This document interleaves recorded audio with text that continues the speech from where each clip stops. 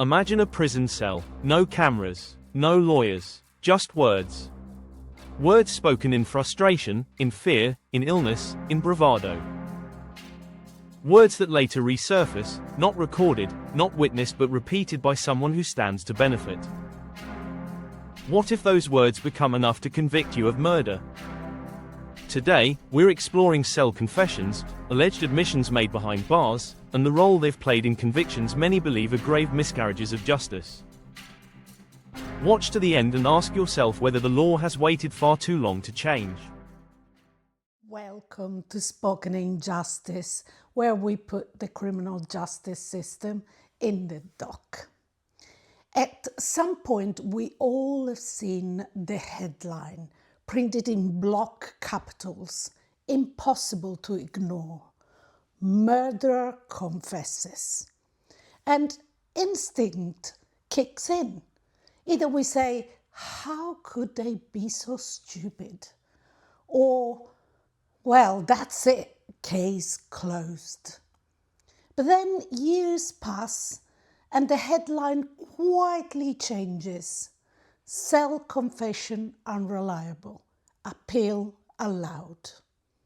So what went wrong? How many times does this still have to happen before we stop treating unrecorded prison talk as proof? Before we ask why evidence that can't be verified, can't be replayed, and can't be independently tested is still being used to put people behind bars for life? Because despite decades of miscarriages of justice, it still is. This video examines 3 cases where alleged cell confessions played a central role. The cases of Michael Stone, Robert Lee Firkins, Justin Plummer. Taken together, these cases forces a difficult question, one the justice system has long avoided. How reliable is a confession that isn't recorded, isn't witnessed, and comes from someone who may have everything to gain by telling it? So let's start from the basics, as we always do. A cell confession is an alleged admission of guilt made by a suspect to another prisoner rather than to the police. These confessions come from cellmates, prison informants, fellow inmates awaiting trial or sentencing. Unlike police interview, there is no audio or video, no solicitor present, no formal caution, no guarantee the words were said at all. Yet the courts have repeatedly admitted such testimony, despite the fact that it often amounts to little more than a repetition of information already widely available in the public domain. And notwithstanding the clear incentives that may motivate informants, including reduced sentences, improved prison conditions, dropped charges, cash rewards. So why cell confessions are so dangerous? Cell confessions are easy to allege, impossible to fully disprove, emotionally persuasive to juries. They turn trials into credibility contests where a convicted criminal's word outweighs forensic doubt. Why would they lie? Replaces proper scrutiny. This is despite psychologists have long warned us that prison culture encourages exaggeration and bravado. Mentally ill prisoners may falsely confess. Informants often tailor stories to what authorities want to hear because they got to gain from it. At present, UK law adopts an expansive definition of what constitutes a confession. any statement that is wholly or partially adverse to a defendant may be treated as a confession, regardless of whether it was made to the police, to a private individual, or even to another inmate while in custody. In principle, therefore, so-called cell confessions are capable of being admitted in evidence, provided a judge is satisfied that they are sufficiently reliable and relevant. The admissibility and treatment of confession evidence are primarily governed by the Police and Criminal Act 1984, the PACE, together with judicial directions developed through case law. Under Section 76, subsection 2 of PACE, the court must exclude a confession if it was obtained by oppression or in circumstances that rendered it unreliable. In addition, Section 78 confers a broader discretion on the court to exclude any prosecution evidence, including cell confessions, if, having regard to all the circumstances, including the manner in which it was obtained, its admission would have such an adverse effect on the fairness of the proceedings that it ought not to be admitted. Where admissibility is contested, the issue is determined by the judge in a trial within a trial, conducted in the absence of the jury. Case law has grappled specifically with the risks posed by cell confessions and has articulated a number of safeguards. Some authorities suggest that such evidence is more likely to be regarded as reliable where it is supported by independent corroboration, particularly information that only the true perpetrator could have known. Others emphasize that where a cell confession is tainted by the witness's potential motive for reward, such as a reduced sentence or other advantage, the trial judge must issue a strong and clear warning to the jury to treat the evidence with caution. The application of these safeguards ultimately depends on judicial discretion, and their uneven or tenuous application has contributed to documented miscarriages of justice. The prevailing judicial position has been that it is not for the courts to declare cell confessions inherently undesirable or inadmissible.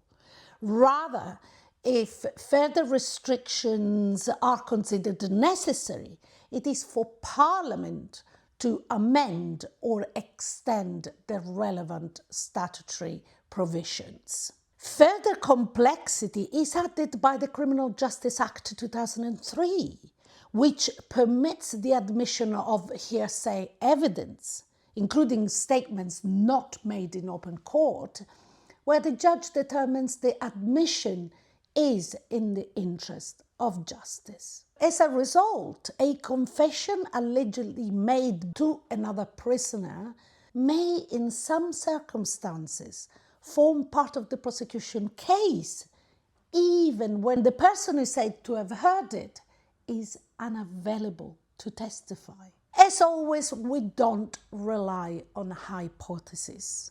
We ground our analysis in real cases. With that in mind, let's begin with Michael Stone, whom we discussed in this video.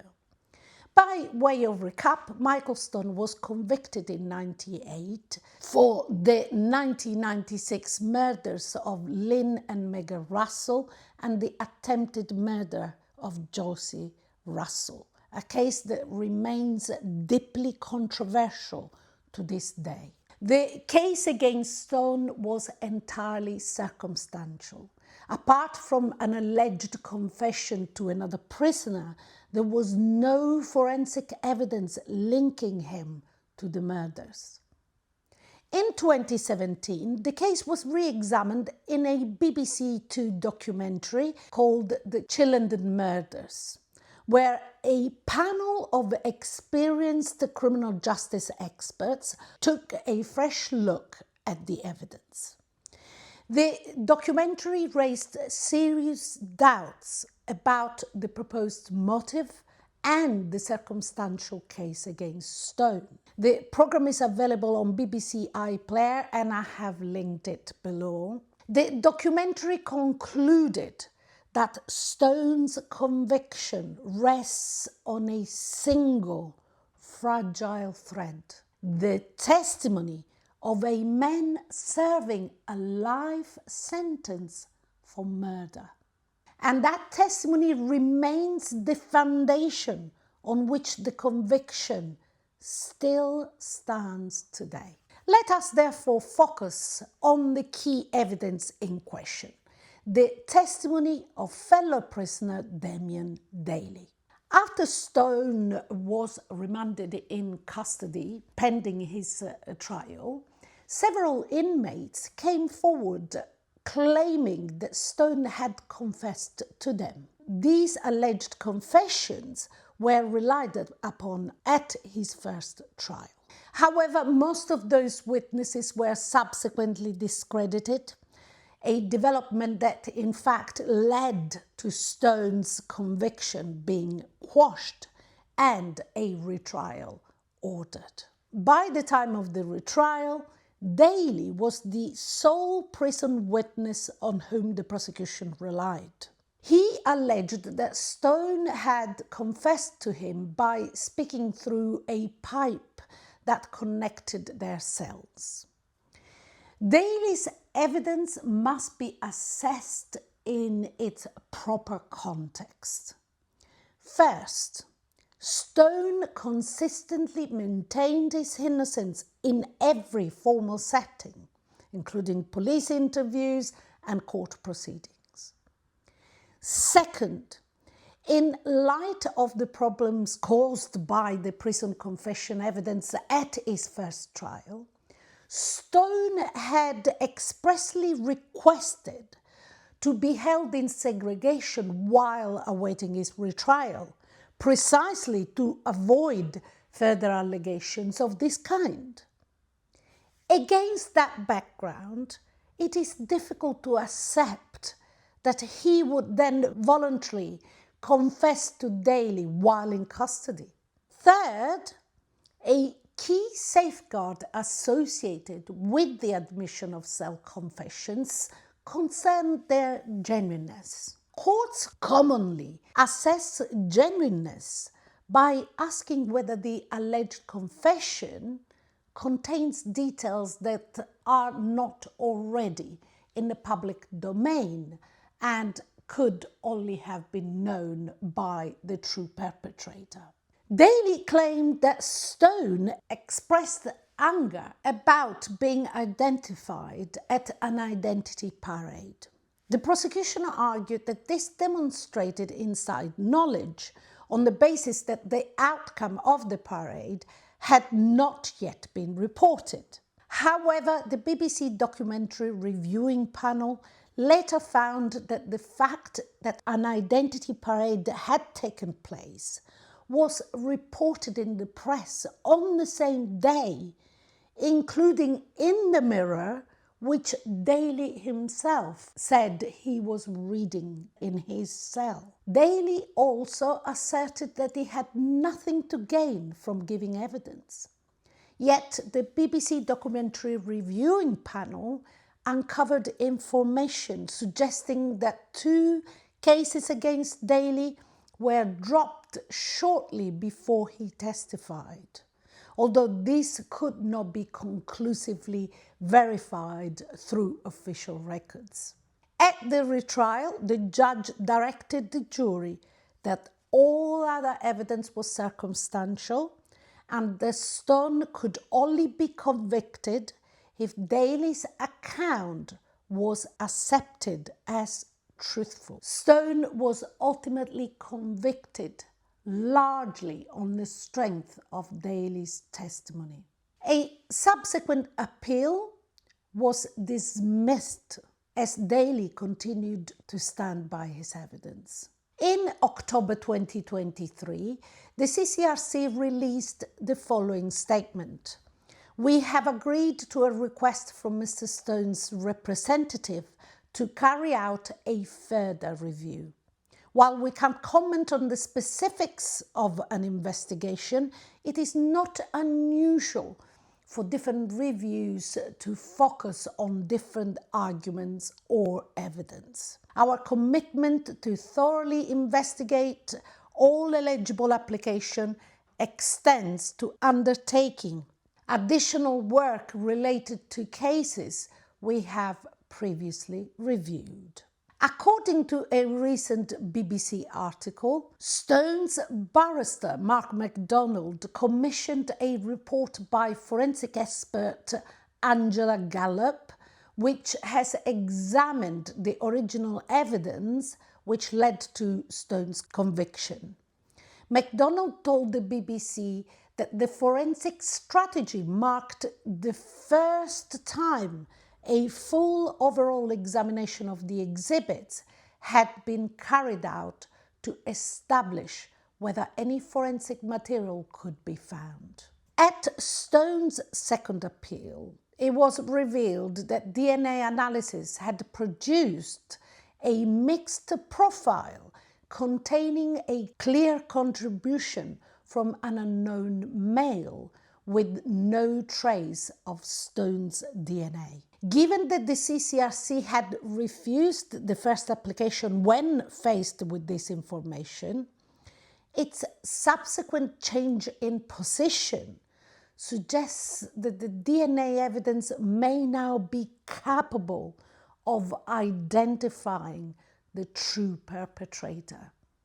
This development could once again confirm the inherent unreliability of self-confessions and the serious risks of allowing such evidence to play a decisive role in criminal convictions.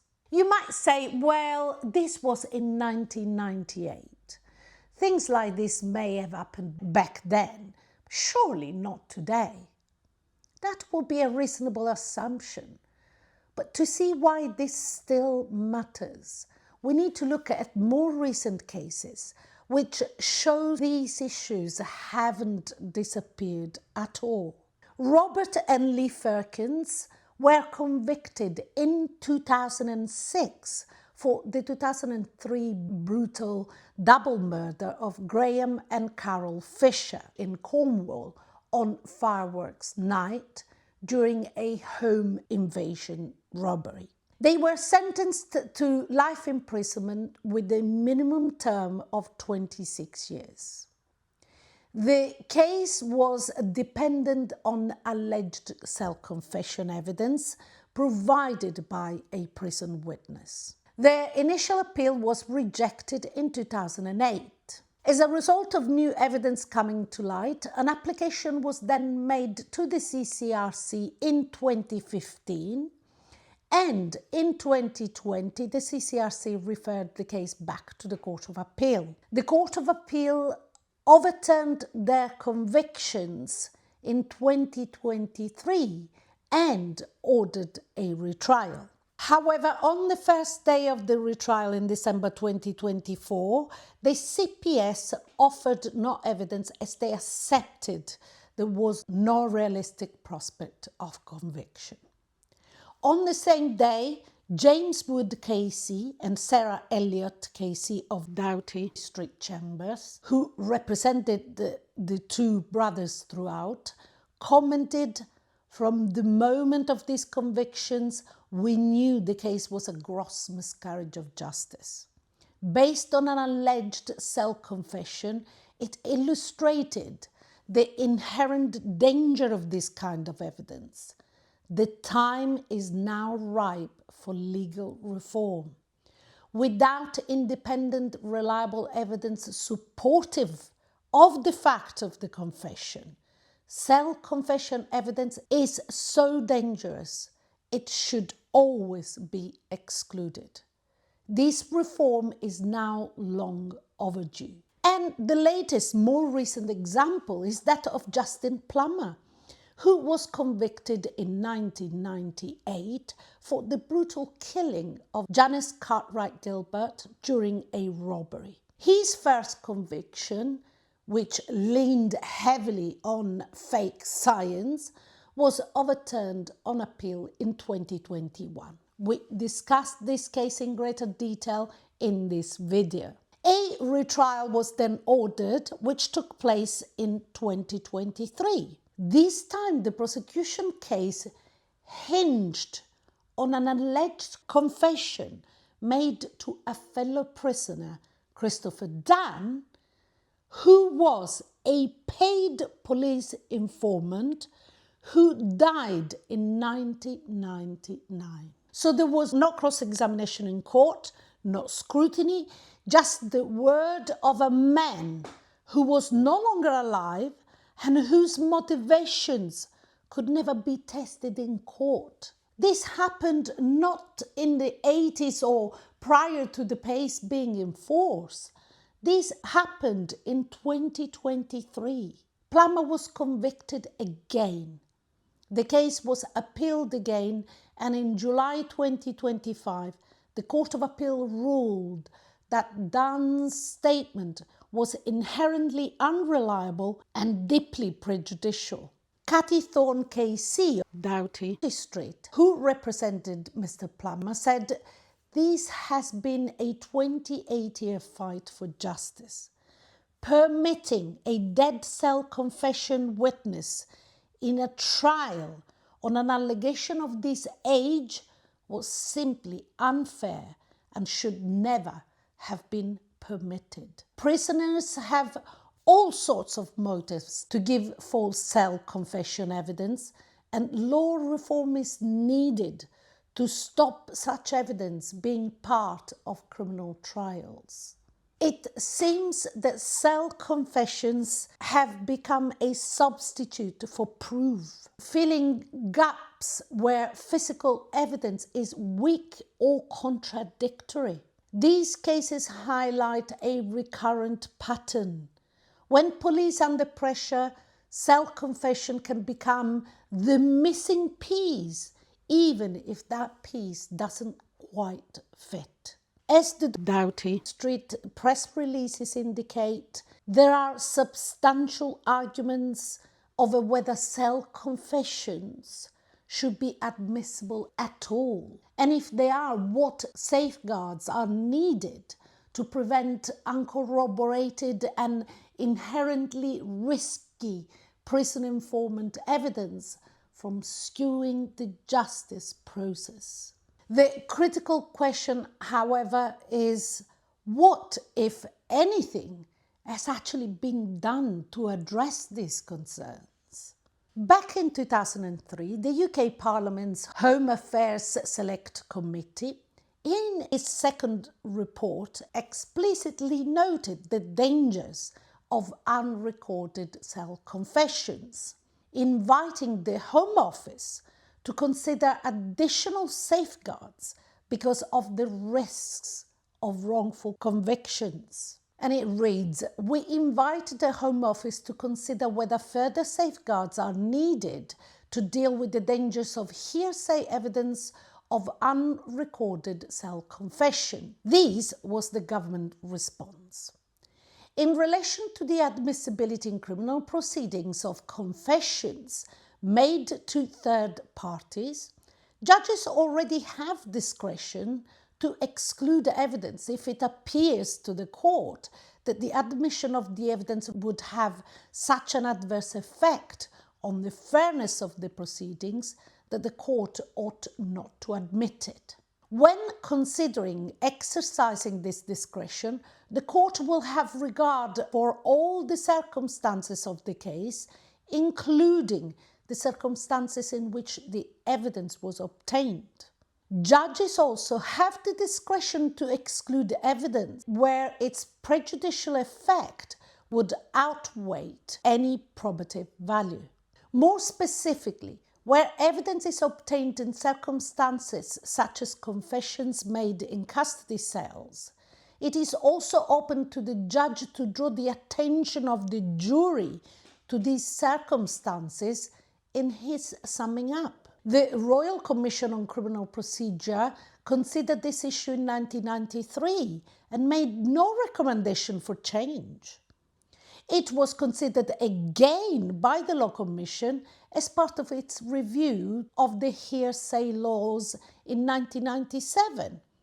It concluded that confessions should continue to be admissible against their makers, subject to the discretion in pace and in common law to exclude them. This view was supported on consultation. In other words, nothing to see here. The occurrence of miscarriages of justice in the meantime has not been treated as a sufficient evidence for questioning whether the Royal Commission on Criminal Procedure in 1993 or the Law Commission in 1997 may have reached the wrong conclusions. Current debates on the Crime and Policing Bill have focused on issues such as fair trial rights and evidential standards. Yet, there has been no direct attention given to banning self-confession evidence, nor to introduce clear statutory safeguards governing its use. Unrecorded hearsay confessions have long been recognised as deeply problematic. They should be subject to robust statutory controls rather than left largely to judicial discretion. In our view, uncorroborated prison confessions should either be rendered entirely inadmissible, ideally, or admitted only under strict and clearly statutorily defined safeguards. At present, judges determine the admissibility of self-confession evidence on a case-by-case basis, weighing its inherent unreliability against its perceived probative value. This approach, in our view, is overly subjective and leaves excessive scope for wrongful convictions based on testimony that cannot be independently or objectively verified. The case discussed today continues to expose the serious dangers posed by uncorroborated self-confessions, a concern that many legal practitioners argue remains insufficiently addressed and poses a real risk of miscarriages of justice. Given that the Crime and Policing Bill has prompted wider debate about evidential standards in criminal trials, and that some parliamentarians have called for reforms to better protect the right to a fair trial, it is difficult to justify the absence of any meaningful discussion about revisiting rules that allow unverifiable prison testimony to carry such weight. The cases of Justin Plummer, Robert and Lee Firkins, and Michael Stone serve as stark reminders that justice must be grounded in evidence, not whispered allegations exchanged between cells. Once a narrative takes hold, undoing it can take decades or may never happen at all. If you feel strongly about this issue, now is the moment to act. Writing to your MP to urge them to give serious consideration to the risk posed by self-confession evidence could help ensure this issue is not overlooked while Parliament debates broader questions of fair trial rights and evidential standards. And if you have found this video valuable, please consider sharing it with others who may also wish to contact their MPs, and subscribe to our channel to support our mission to humanise the criminal justice system. Join us again as we sit and rise in this unique trial.